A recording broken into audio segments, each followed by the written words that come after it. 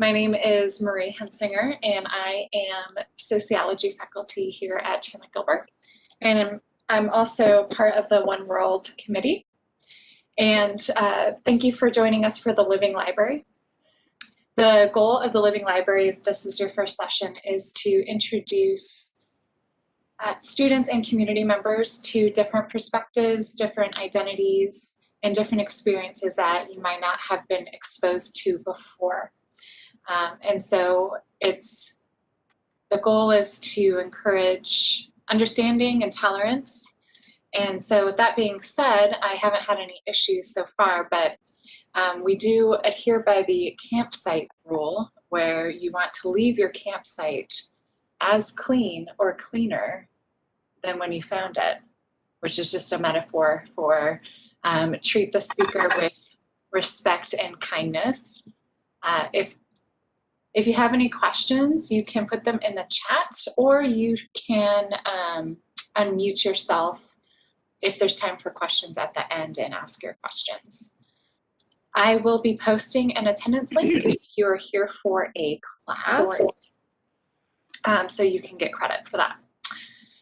So without further ado, I'm going to let Dr. Thor introduce herself and share her presentation. Thank you very much, Marie. It's a great pleasure to be with everyone this afternoon. My topic today is anyone can be a leader. So let me introduce myself so that I can better explain what this topic is all about. I've worked in community colleges for over 41 years. And for 24 of those years, I was the college president. First president of West Los Angeles College in Culver City, California. And then I was president of Rio Salado College right here in Maricopa County for almost 20 years. I then returned to California, where I was the chancellor of the Foothill De Anza Community College District, which is the college district that serves the Silicon Valley. I retired in 2015 and returned here to Phoenix. And in 2016, I ran countywide for the governing board of the Maricopa Community Colleges and was elected. And last year, I served as president of the governing board. I was just reelected to another 4-year term on the governing board on November the 3rd, and I received a whopping 909,000 votes, and I'm still trying to wrap my brain around that numbers. So with those credentials, one might conclude that I was born a leader. Well, wrong. This is a picture of me as a child, and I was very, very shy. In fact, even though I loved ice cream, I was so shy that I would counter and order it myself. And even though I was an A student throughout school, I never raised my hand to answer a question for fear that I would get it wrong and I would embarrass myself. And the teachers used to tell my mother that they knew that I knew the answer to the question, but that the only way they could get me to speak was if they called on me. In high school, I had the highest GPA in my graduating class. But that didn't make any difference. I was a girl in the late 60s, and therefore I was being prepared to be a secretary. And on the screen is proof that I could take shorthand at 120 words per minute. That, of course, is not a subject that they're teaching in high school anymore at all. But in spite of my shyness, I was beginning to show some potential for leadership. And I worked on the high school newspaper, And I was prompted by the advisor to the newspaper staff to run for editor. But I said, no, no, no, no, no. But my best friend, who was an extreme extrovert, told me that she would take care of the campaign for me. So you have evidence of my very first campaign material, Thor for editor. And I was elected editor, and based on that, I was offered a journalism scholarship to study at Pepperdine University. However, I almost didn't go to college.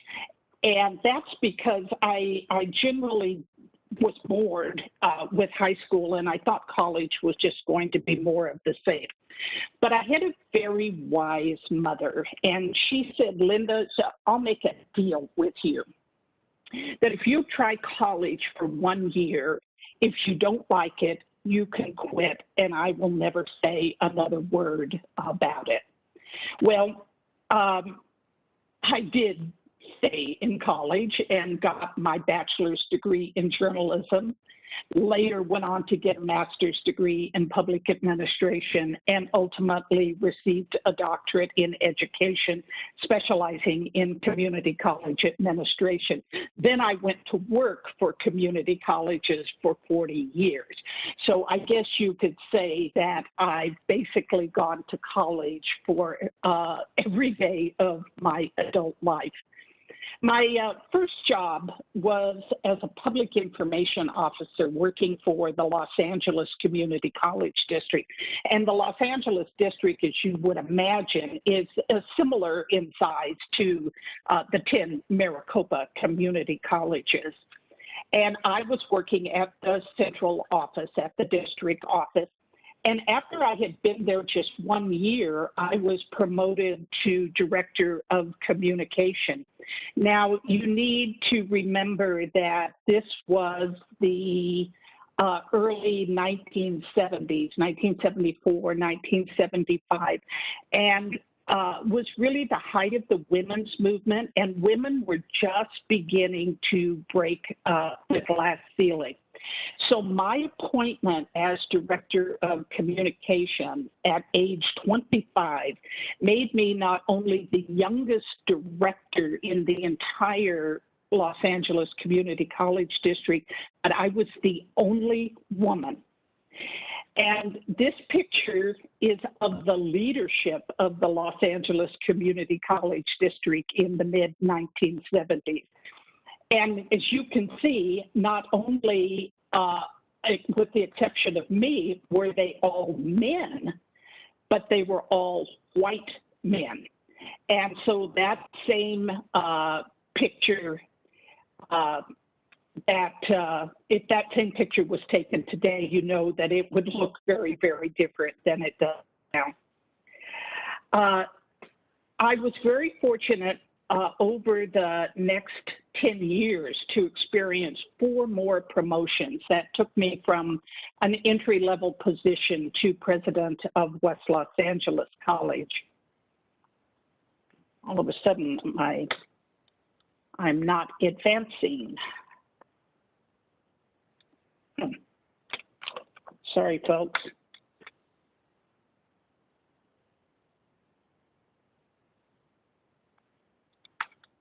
Yes, there we go.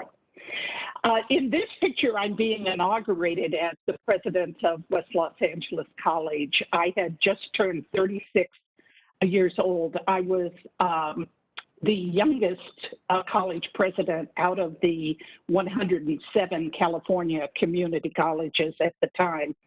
And I was one of only 12 female presidents.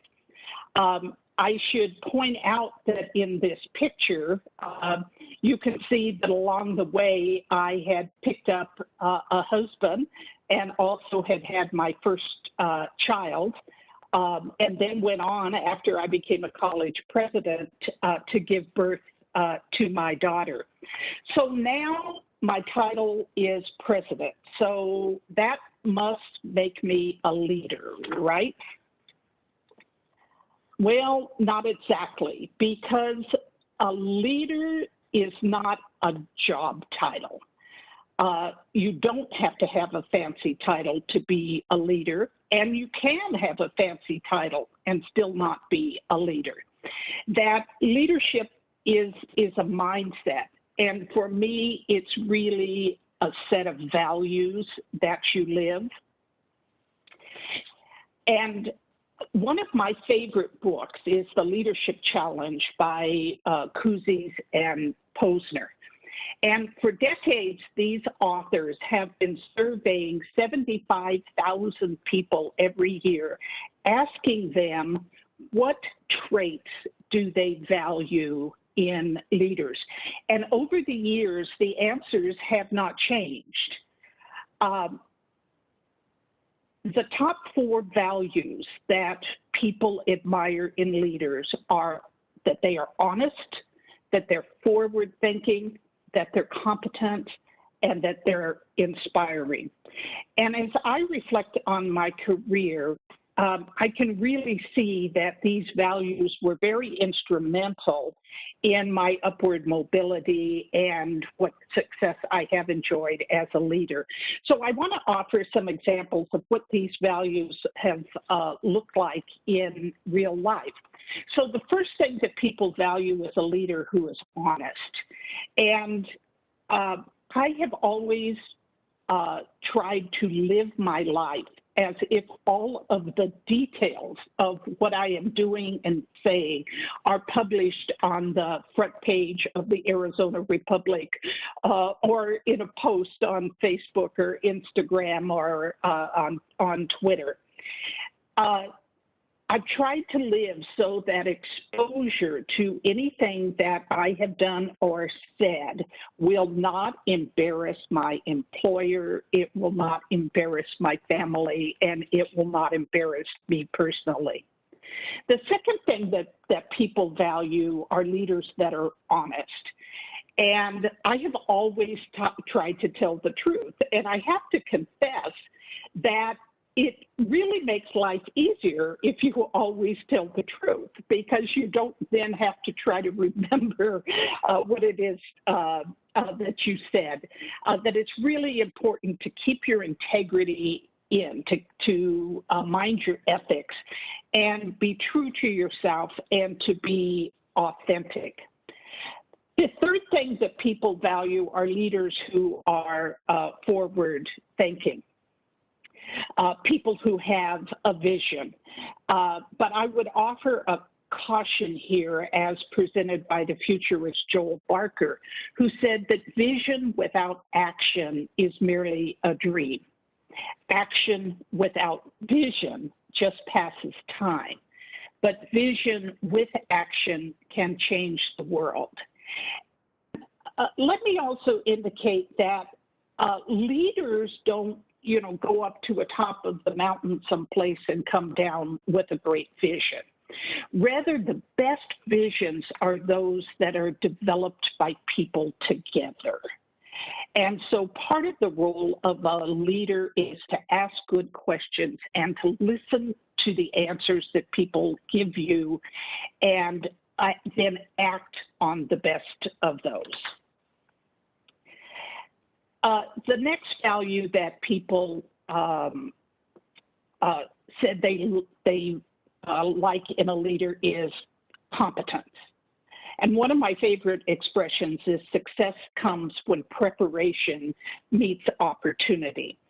So particularly, say, in the higher education world where advanced degrees are valued, competence may mean that you need to be sure that you've got the credentials that are required for the job or the leadership role that you seek. It's also about professional development and participating in opportunities like this virtual living library.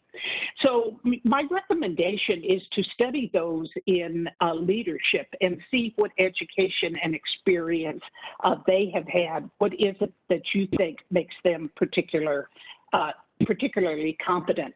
One of the best ways to gain competence is to have a mentor. And I was really blessed to have been mentored by the 15-year chancellor of the Los Angeles Community College District, Dr. Leslie Coltai. There is no doubt in my mind that I would have become a president had it not been for the mentorship of Dr. Coltai. And he taught me so much in both word and deed. And so that then leads to the fourth and the final of the characteristics that people most value in leaders, which is to be inspiring. And so inspiring to me doesn't mean that you have to be a great orator or you have to be a brilliant writer or you have to be a successful entrepreneur. In fact, the character from literature that has inspired me the most is Don Quixote, the man of La Mancha. And if you're familiar with the tale of Don Quixote, it describes a man who starts out on a journey and he's very short on tangible resources, but he's very rich in terms of his vivid imagination. And he's a bit of a paradox because he prefers to see things not as they really are, but as they could be or they should be. And I personally, and I hope you would find value in that particular approach, is to look at things as they should be or they could be, not as they really are. That's my inspiration.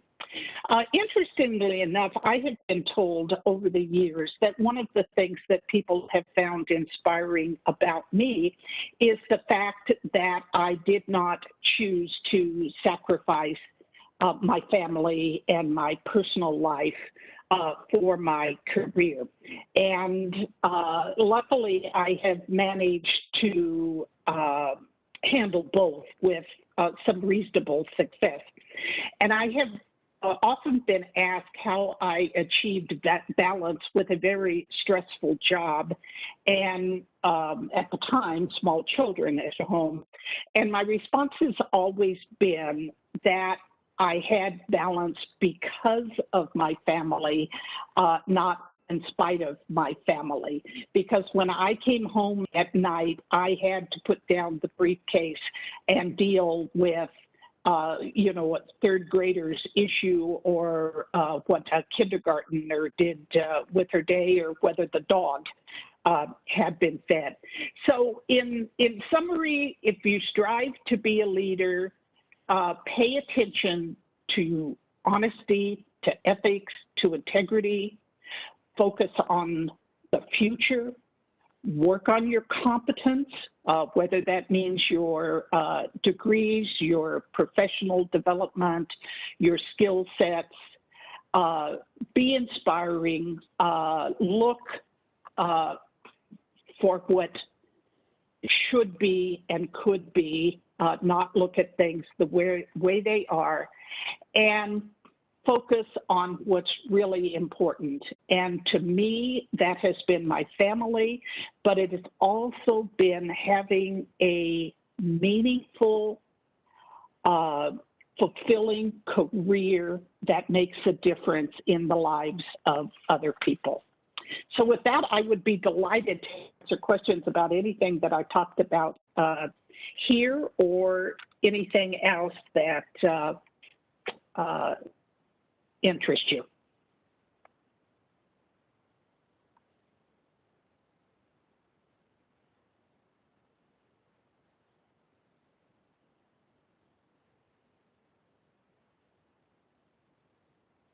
Did I somehow lose sound? Sorry. So There we are. Okay, thank you. So you talked briefly about your general career. So what was the hardest part you would say to overcome, I guess, the hardest challenge that overcome in your career? Thank you very much for that question, Michael. I think it was really the early part of my career, both becoming a college president when I was only 36, but also the fact that women were new in those kinds of leadership roles. And I remember when I went to as a new president, when I went to my very first statewide college presidents meeting. And because there were 107 colleges, these meetings were held in hotel ballrooms. And even though I might have been intellectually prepared for what I was going to find, I wasn't emotionally prepared for it. And I remember walking into that room and seeing not only a sea of men, but a sea of largely gray-haired men. And I have to confess, I turned around and walked out of the room and went to the ladies' room to try to compose myself to go back in.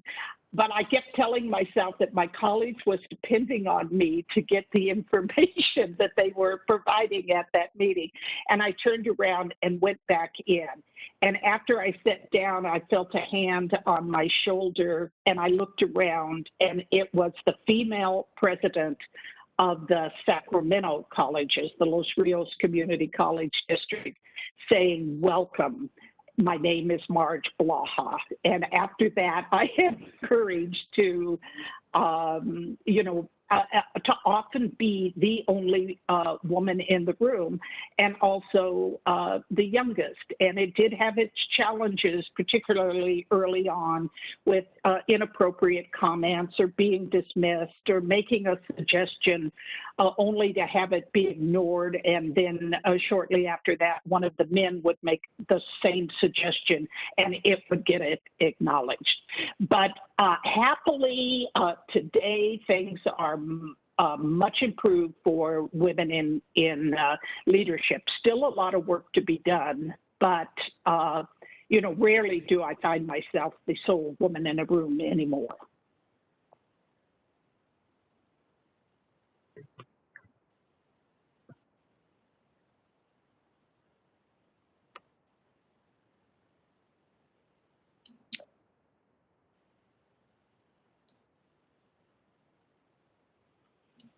There's a question from Amanda about my parents' education level. Neither of my parents went to college. My father was an immigrant from Sweden who came to this country when he was 17 years old. He came in 1928, and he did start college, and then the Depression hit, and he had to drop out and never returned. My mother was a remarkable woman who joined the Women's Army Corps when World War II broke out. However, after the war, became the typical 1950s stay-at-home mother and housewife, and didn't go on to college. So I think what's really remarkable about the story that I told is, even though she hadn't had the college experience, she really wanted that for me and knew that that would make a difference for me, and pushed me out the door when I was reluctant to do so.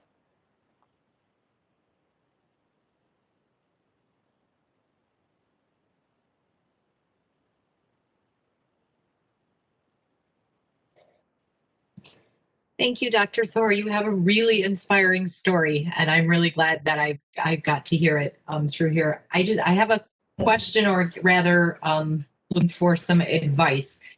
So not only did you break glass ceilings as the only woman, you did it starting out as a very shy and didn't touch, society really, if you didn't have to. Do you have any advice for somebody to get over that? I mean, you obviously overcame it successfully. Well, actually, people think I have. In reality, and people always laugh when I say this, but in reality, I'm still quite a shy person. If I have to, pick up the phone and call someone I don't know, I'm really reluctant to do it. I have to force myself to do it.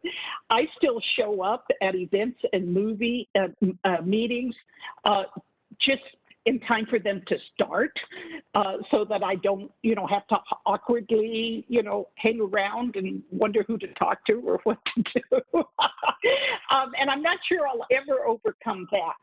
But what I ended up having to do, and it started when I went to college, and I didn't know a soul at Pepperdine University.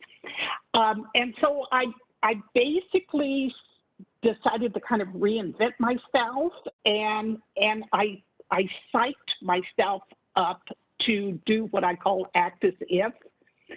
So to act as if particularly as this young female college president, that to act as if I'm supposed to be in the room, to act as if it's okay that I'm a young female college president, to act as if I'm a good speaker, to act as if. And what happens if you present yourself, even though you're acting or pretending, you present yourself in such a way, people react back to you as if that's who you are, and over time you become that. I hope that makes sense, but it was basically my having to decide that I wasn't going to be shy anymore. I was going to be out there and participate and be engaged, and that I would just have to keep pretending to be that until I became that.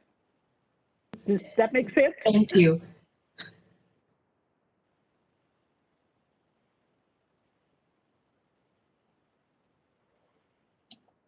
Let's see, you have that reminds me of the Amy Cuddy TED Talk where she was talking about how body language impacts your confidence. Oh. And one of her phrases that she says is fake it till you become it. So yes, definitely. That's exactly what I was talking about. Yeah, just don't fake it till you make it, fake it till you become it. So exactly. Black has a question for you. What changes have you seen for women since you started in the education field today? Where do you see us going, and what work do you think is left to do? Oh my. what do we have, a minute? A minute or 2 minutes? Well, as I indicated earlier, I mean, certainly we've come a long way from when I first became a president, and, the newspaper announcements, the first line would always be something like, the first female college president has just been named. I realized when I was named chancellor of Foothill De Anza that not one single report of a news report of my appointment mentioned specifically that I was a female chancellor or the first female chancellor or the whatever. And I knew then that we had made a lot of progress. That was not something that a reporter felt was particularly noteworthy. Community colleges in particular have done a good job of appointing women as presidents and chancellors. But it's still less than 50%, which is, if we were matching pure demographics, more than half of college presidents would be women. The universities have not done quite as well. I think we still have a lot of work to do, because I think actually men and women, when they look at people in top leadership positions, really start to question whether it's worth the additional stress as well as the additional risk that you put yourself in. And by risk, I mean, if something goes wrong, it's the person at the top, who really gets the blame. And so I think that people like me really need to do a better job talking about the rewards that are available to you when you have a job that is of very fulfilling and a job like those of us in higher education enjoy, in which we know that we are changing people's lives for the better. So that's some of the work that needs to be done to continue to cultivate and encourage people with the right values to seek out leadership positions. And I think we're about out of time. Are we, Marie? Yeah, great job. We're just at time here. So again, if you're a student here, well, anyone actually should fill out the form that I posted in the chat. And Marie, also, I would, if people still have questions, I certainly am happy to make myself available via email or other means to answer any questions or offer any support that I can. Okay, great. Let me put your email in the chat so they have access to that.